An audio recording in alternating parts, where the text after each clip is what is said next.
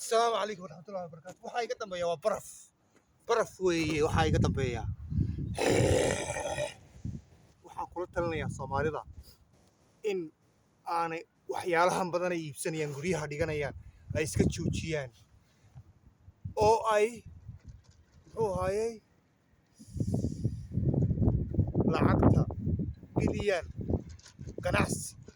wuxuun baynu iibsanaynaa 15 wax ama 11 shay, 7 surwaal, 7 shaadh, 3 kabayow oo wanaagsan, 3 jaakadood, kuraasi la'aan, dhulka fadhiiso, dhulka salli baa loo baahan yahay.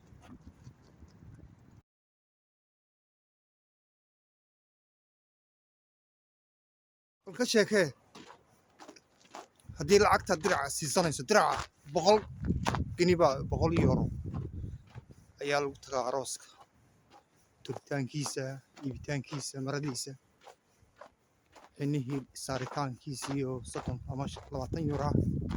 ka waran haddii aad biil u qortay ina yar ama ina yaroo Hargeysa, Xamar, Beledweyne halaya jooga. ka waran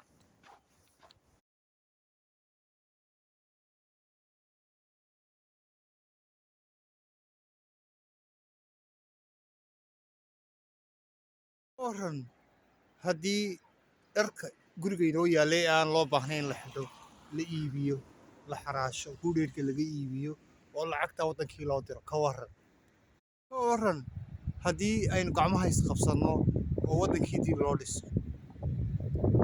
ka waran haddii waddankeenii loo guuro oo ciyaalkana la baro, fasax kasta loo saaro.